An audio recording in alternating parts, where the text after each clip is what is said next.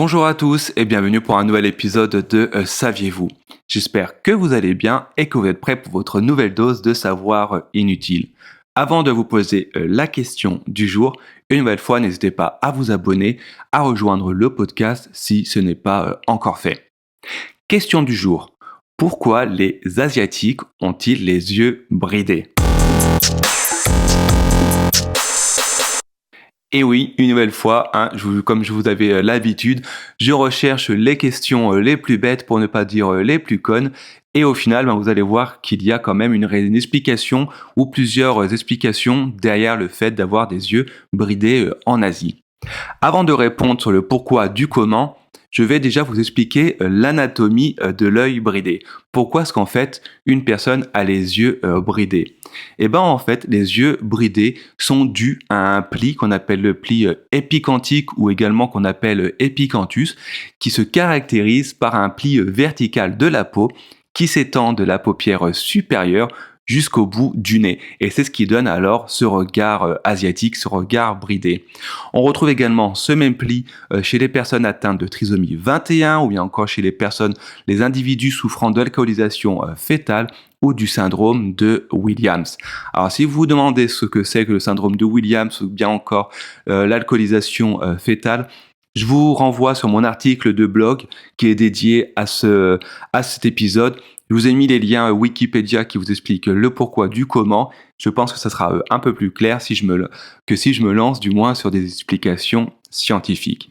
Maintenant que je vous ai expliqué l'anatomie de l'œil bridé, je vais vous expliquer les différentes théories qui se situent au niveau du fait que les personnes asiatiques ont des yeux bridés comparés, on va dire, aux personnes occidentales comme en Europe où on a plutôt les yeux ronds.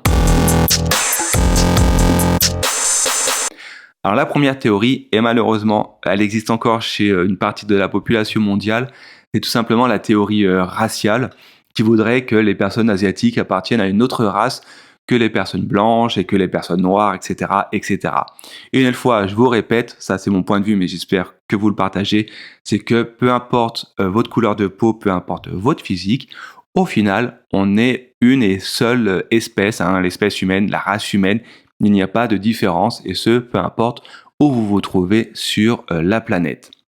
Du coup, à part cette théorie raciale qu'on va mettre de côté, il existe deux explications potentielles, deux explications qui s'affrontent aujourd'hui chez les scientifiques.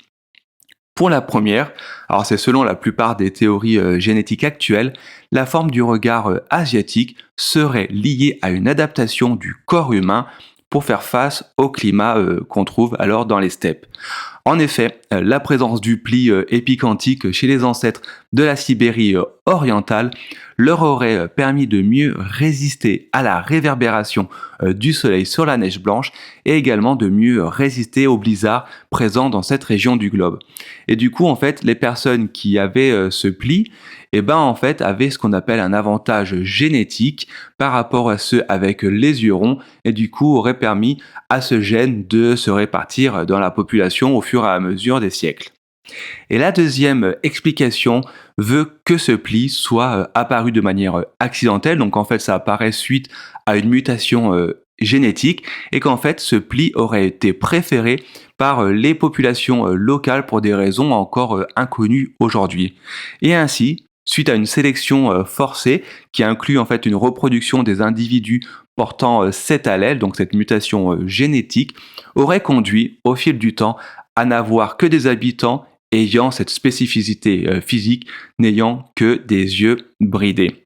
Comme vous voyez, aujourd'hui, malgré le temps qui passe, malgré les évolutions technologiques de la science, il y a encore un débat qui miroite, qui tourne autour des yeux bridés en Asie. Mais quoi qu'il en soit, peu importe au final la raison, n'oubliez pas que finalement, la beauté réside dans les différences. On arrive à la fin de cet épisode. Une fois, n'hésitez pas à vous abonner, à commenter, à liker, à partager. Je vous souhaite une bonne journée et je vous dis à très bientôt.